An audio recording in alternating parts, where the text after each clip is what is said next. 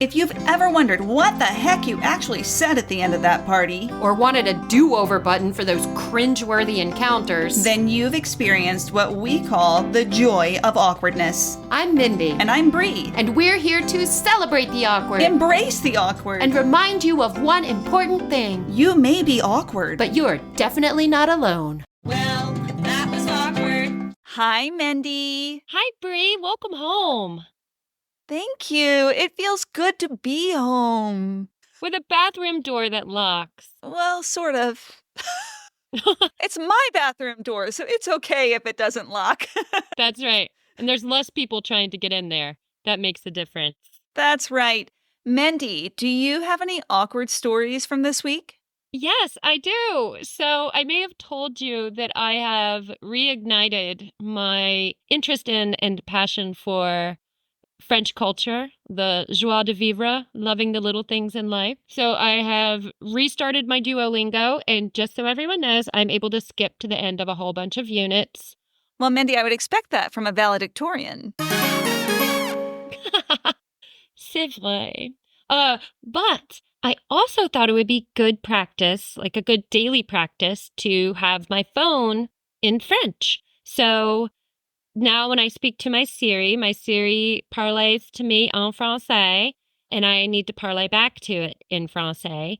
But, we get so into our habits that I'm used to picking up the phone and saying, call Bree, call Denise, call Leander, right? But in French, it's téléphoner.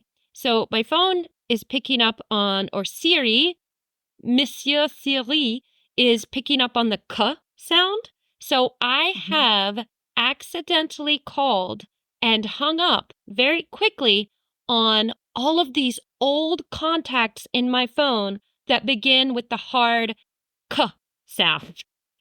All these people, there's a Caitlin I don't know. There's a Catherine I don't know.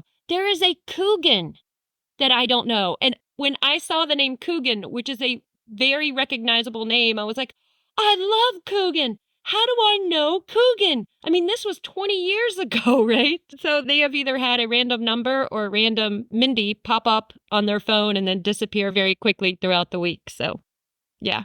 Well, I bet that anybody who knows you would be delighted, even if it seemed like a butt dial. They would be delighted that you were still in their phone. What an honor. What an honor to be in Mendy's phone. Oh, thank you. What's your awkward story from the week?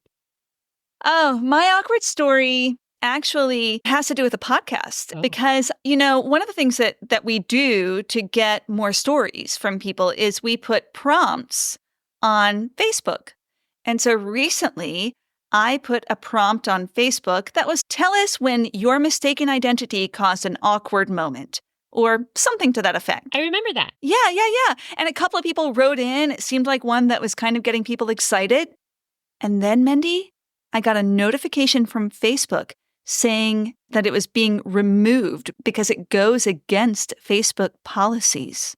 What? I know. It says that I'm trying to get personal and sensitive information from people. Well, absolutely we are. But exactly. Why don't they stop the people who have too much wine and overpost at 3 a.m.? Nobody's stepping in to save our brethren and sistren and their them then. Oh my gosh. So anyway, I've been flagged by Facebook for making things a little too awkward. Oh my gosh. And so I encourage you, listener, today, since I can't post it on Facebook, I'm going to say it right here. If you have an awkward story that involves a mistaken identity, that can be your mistaken identity or that you mistook the identity of somebody else, send it in to us. You can look in the show notes for all the ways to send it to us. We would love to have it. And I'm really counting on you since Facebook let us down. Yes, send in those stories. I've got one about mistaken identity having to do with triplets, but I'm not telling mine till you tell us yours. So, Mendy, you told me on the phone that you have a really good awkward story for today. Yes, I love this story so much. I love this woman. Today's story comes from Margaret, who is currently, Bree, a highly sought-after business consultant. Okay, so for our listeners, Mendy, what does a business consultant do? A business consultant is like a wizard for companies. So they come in with a briefcase full of spells, or I guess strategies, and they turn chaotic business problems into a well-oiled machine. They're experts in transforming, we have no idea what we're doing, into a corporate superhero team. Oh my gosh, I need a business consultant. That's exactly what I need. Yeah, we can't afford it just yet. Margaret Oh, grew up in Raleigh, North Carolina, and ever since she was a little girl, she had always aspired to be the best in all of her endeavors. She was super competitive in all arenas: sports, school, boys. she sounds pretty driven. Is she an oldest child or an only child? Well, she's definitely the only girl. She does have a brother, but he's like 10 years older than her. Oh, so psychologically, she's kind of an only child. Yeah, that totally makes sense. And Bree, she comes from a background of successful entrepreneurs and business people. This has landed their family in a prominent place in Raleigh society. That's a highly competitive world in and of itself, as is St. Mary's, her all-girls private school. So Bree, I know you went to an all-girls boarding school. Was it super competitive did. there? I would say that it was not particularly competitive. That was not how I experienced it, but it was deliciously nerdy. Ooh. I needed a nerdy place, and I found it. So Margaret was at a competitive school. I get it. Yeah, and Margaret also was a lot like her father, who was known to be a real sharpshooter and like no nonsense kind of guy. When she was just a tiny little thing, her dad was in his dad chair at the end of the day. She pulled up a stool next to him and quite seriously remarked, "We need to have a conversation." Oh, how cute. All right, Bree, what would your little 5-year-old self need to soberly address with your father? Oh, well, I went down to one of my parents when I was about 5 years old, and I was really distraught. My mom said, like, "What's wrong?" And I said, "Oh, you have no idea how hard it is to take care of 8 Cabbage Patch Kids." Girl. It was intense. Ugh. Oh my God, if it were me at that age, it would be about toys too, but I watched way too much General Hospital and at way too young an age, so I probably would have needed to advocate for my Peaches and Cream Barbie getting the silver Corvette so her road trip to Miami with Dallas Barbie could be more fun because Dallas is going through a tough breakup. I think this says a lot about our personalities. Yeah, it does. But Bree, this is Margaret. She probably wanted to discuss Porter's 5 forces analysis or something. For our listeners, Mendy, what are Porter's 5 forces? No, I imagine it's like 5 forces that make every business great or 5 forces that drive a market. What would our 5 forces be, Bree? Okay, so we're talking about 5 things that make us feel like we are living our most successful lives, Yeah. right? For our purposes. Only 5. Okay, number 1 for me would be perfectly ripe avocados. Yes, so rare. Mhm. Beach time. Oh, yeah. Oh, yeah. Rihanna's new Fenty tinted moisturizer. Mwah. Yes. Oh my God, Snoop Dogg. Ah, Snoop Dogg. Oh, bonus points when he's riffing with Martha Stewart. And number 5. Number 5 is Kegels. Kegels. Well, the 5 forces are not that. Aw. And Margaret is a go-getter, and she was always encouraged to shoot for the stars. She remembers being told no only twice in her life, Bree. The first time was when she announced to her family that she was going to play on the boys' football team. And the second was when she declared as a teeny little girl child that she would be attending Harvard University. Did our parents protest because they went to Yale? I don't think so. It's more that this was a different time. So I didn't say this at the beginning, but this was the early 70s. And it wasn't until the mid 70s that Harvard publicly committed to assessing female and male applicants equitably. So I think it was probably more protective around expectations along the lines of, no, you can't play football with the dudes. Which you can now. So thank goodness for progress.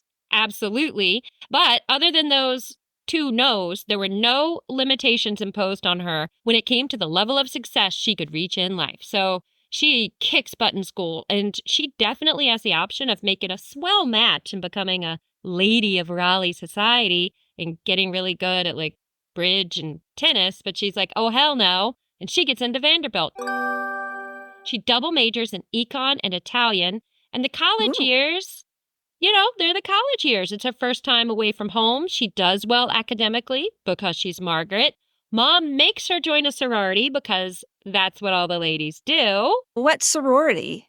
Kappa Kappa Gamma. KKG, KKG, KKG eternally!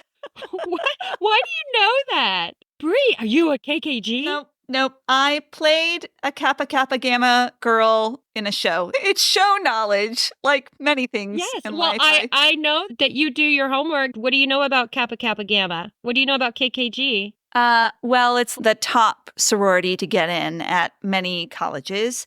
And, the women are high achieving, like all around perfectionists. That sounds like Margaret, right? But she's still in college. Uh-huh. But Margaret doesn't really have a plan beyond college, though.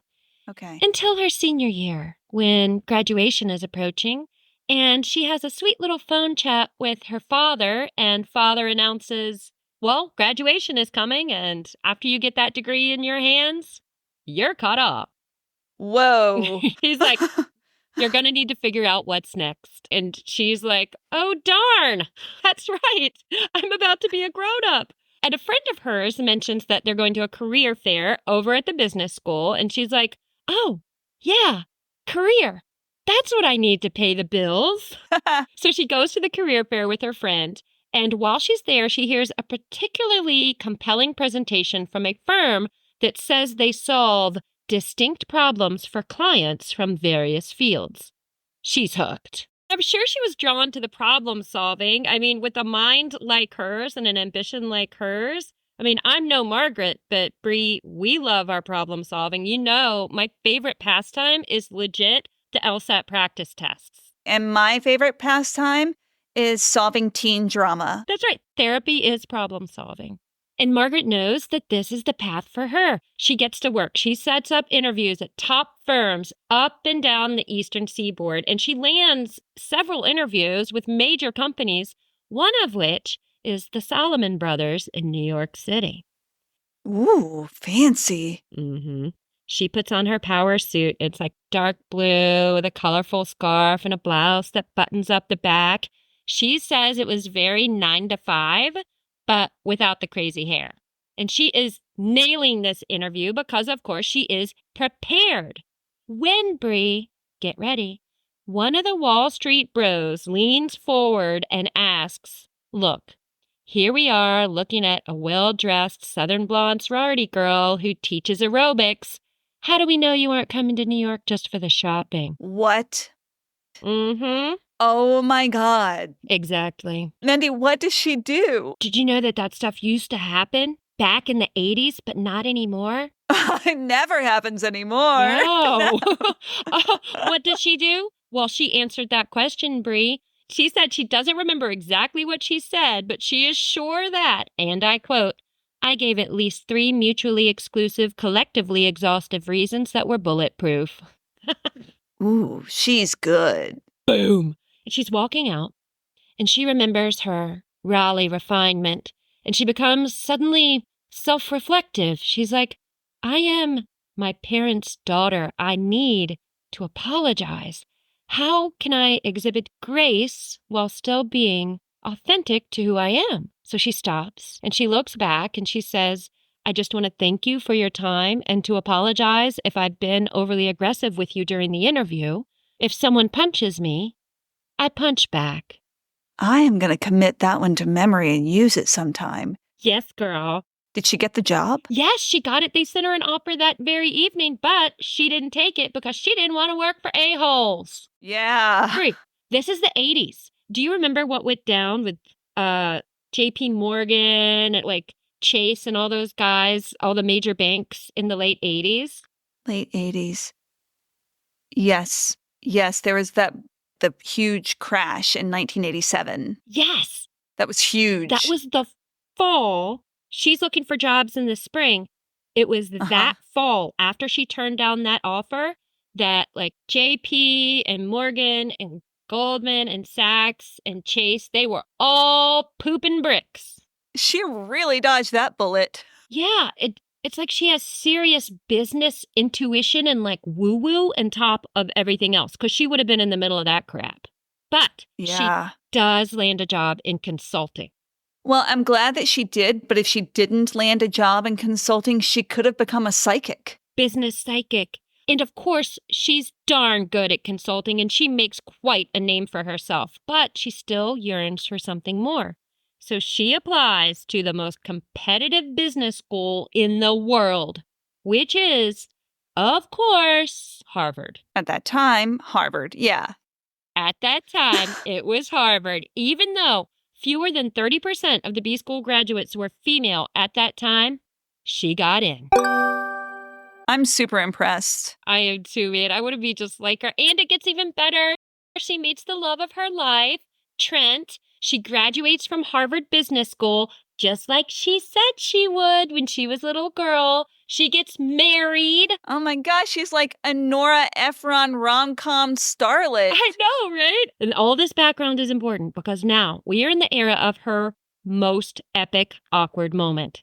She and her husband are still quite young and in the hustle phase of their marriage. They're putting in the time, working to build a life together. She's landed a position at a top-tier strategy consulting firm, and she's on the uber professional track, Bree. She's getting promotion after promotion. She's like flying all over the country, staying in hotels, consulting with major players in the business world, running corporate training programs. She's making moves with like the CFOs of Microsoft and Cisco. And this is on the cusp of the Silicon Valley boom. And Trent has also gone back to school studying law at Duke. Wow. So she flies into Raleigh on the weekends. The city of oaks. Sure, to see Trent. And they relish the short time alone, but also make time to visit with her parents and attend St. Michael's with them every Sunday.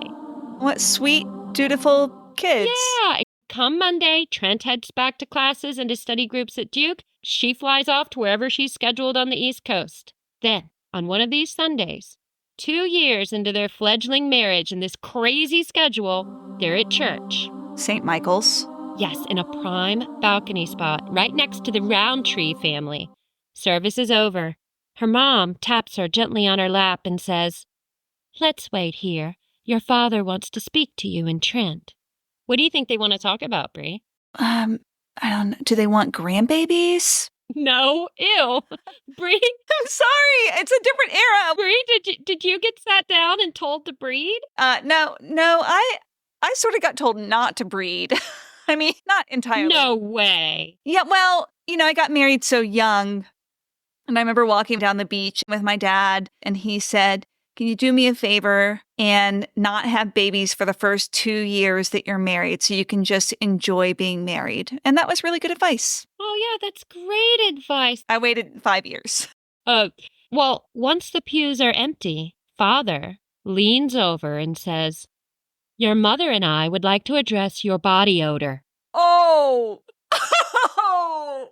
I did not see that coming. No, they did not either. They're like, "What?" And he says, "You smell." Mother interjects, "Honey, your father is being kind. You and Trent stink." Mendy!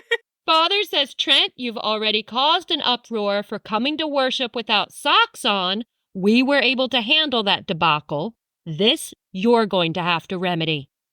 I have to say, Mendy, I don't blame him about the sock thing. That was an 80s trend that really needed to go away.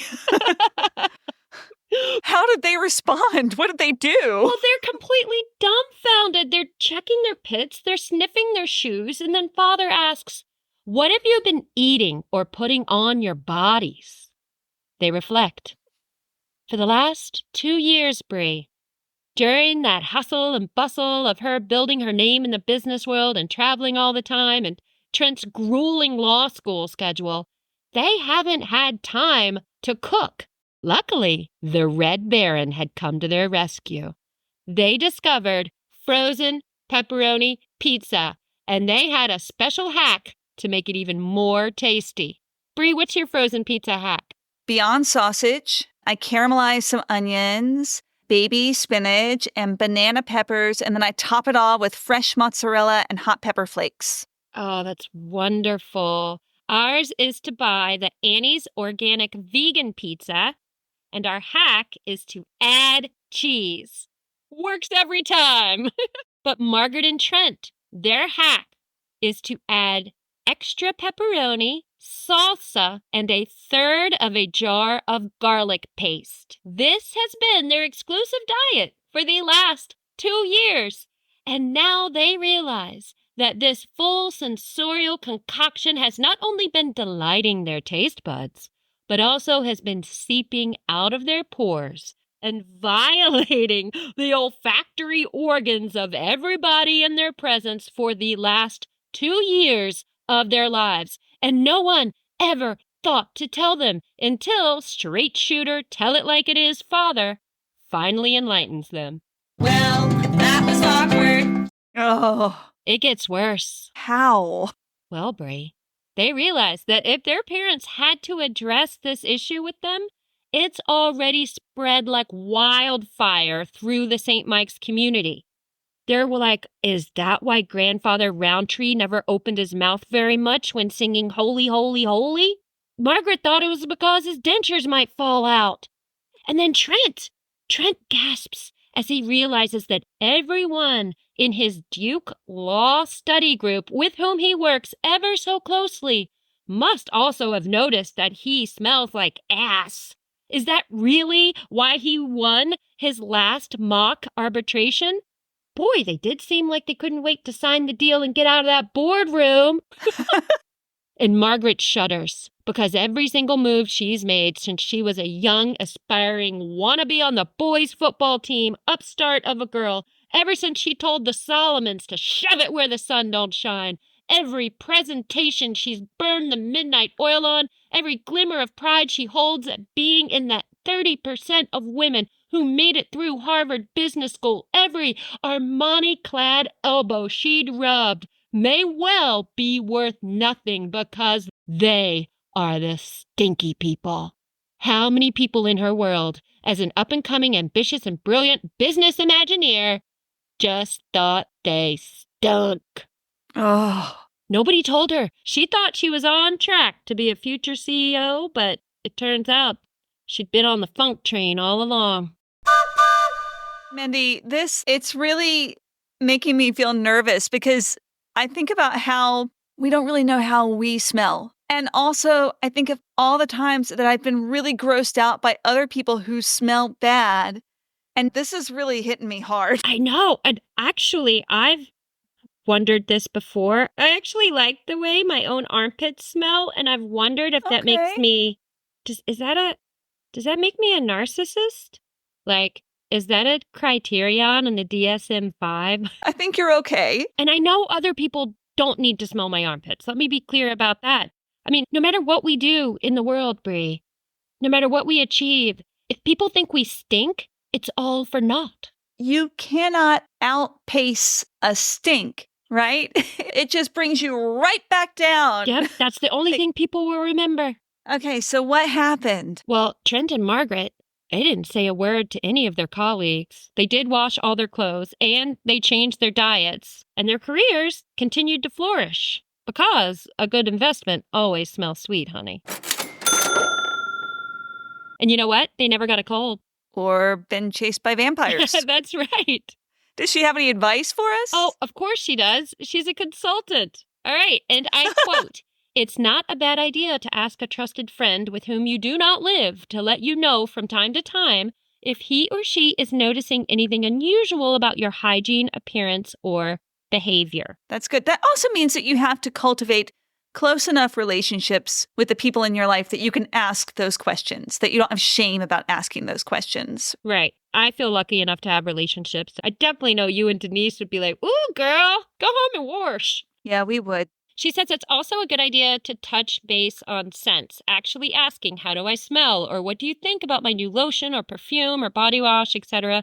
Because sometimes what you don't smell or what you think smells just fine actually smells horrible to other people. And those people might not say anything to you about it. I like that. Like, how do you like my new smell? It's called Eau de Just Out of the Sauna. Garlic number 5. Bree, is there like a perfume or a smell or a body wash that you've smelled that is labeled as something that's supposed to smell nice, but you don't like it? Absolutely. A very popular scent that I really do not like is rose. I really have a visceral reaction to the smell of rose. Not roses. Like if I'm smelling fresh roses, it's fine. But like rose perfume, rose body wash, rose candles. You know how some people don't like cilantro? Like for some people, cilantro tastes like soap. And for some people, it tastes really good. I can eat cilantro by the fistful, but I really cannot stand the smell of rose. Like rose oil? Yeah, no rose oil for me. People are probably going to come at me about not liking the smell of rose, just like they got mad at me for not liking the sound of music. Well, Bree, it might be connected to a subconscious memory or something that you have. Maybe. How about you? I hate powdery candles. What do you mean powdery candles? Powdery smelling candles. Like what? Like the I don't even know when what you those smell are. when you get the candles in the store and they're like, oh God. Oh, I know what. I don't like the smell of fabric softener. That's it. Really? Yeah, we take walks sometimes and then I smell I love that people are washing and drying their clothes, and I'm so happy they have a washer and dryer in their house. That's such a treat. But I don't like that smell of the fabric softener coming out of the house. It just so perfumey to me. And when I'm out walking, it's like this strange chemical going into my nose. So I do not like the smell of mainstream fabric softener. That makes me feel less alone in my dislike of rose. So thank you. Thank you. Thank you for thinking really hard to come up. I had to think so hard. I love smelling things. So Bree, what would you have done in this situation? If somebody told me I stank, Yeah. I would also clean everything. And then I would ignore and transcend, pretend like nothing happened. Never address it with anyone, anywhere, anytime. That's what they did, and it totally worked. How about you, Mendy? Okay. I would casually mention to my powerful business colleagues that I had just wrapped a project of some pro bono work I was doing for this female-owned business, organic, farm to table. And this is the late 90s, so they're probably like, what do those words mean? Right. But I was visiting the farm daily, giving them ideas about how to make their business more sustainable, which also in the 90s, they're like, what? Didn't exist. Why? Didn't exist. So I'd be totally on the cutting edge. But the business would have been Dana's garlic farm. So I was helping Dana pro bono get her garlic farm up and running. And now that project is wrapped. And just let those super smart people put together in their head, like, oh, that's why she smelled like garlic. She smelled like garlic because she was helping this person with their garlic farm. And now she doesn't smell like garlic. And just let them, feel bad if they were talking about me behind my back. I love that your imaginary friend Dana, who gets you out of most imagined awkward scrapes that you get into, and maybe some real ones too. Oh, yeah. That Dana, in this case, not only gets you out of stinking, but she also elevates you to really being a thought leader in the business world. Yeah, exactly. On the cusp of organic, woman-owned, farm-to-table, sustainable words, garlic farm.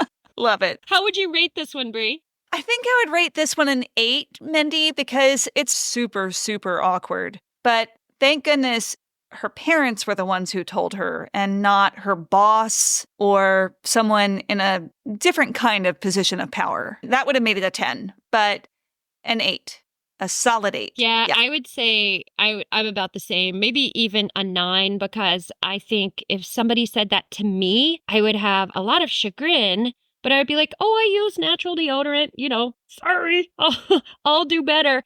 But I don't circulate in those worlds, right? That highly powerful world where you're trying to build a name for yourself. And that's one reason I took you on the whole journey of her background. Bree and listeners, is because for her, this was a super high stakes world that she was in. And Yeah. oh my gosh. And then not knowing, really not knowing how many people had noticed that they were on the funk train. That would just eat me alive. You know what? I really want to thank Margaret for sending in this story. It took a lot of guts to send this one in, and I really appreciate it. I don't know why. It's hitting me really hard, Mendy. Like rose essential oil. Yeah.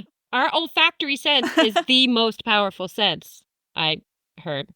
So, Unless you have COVID.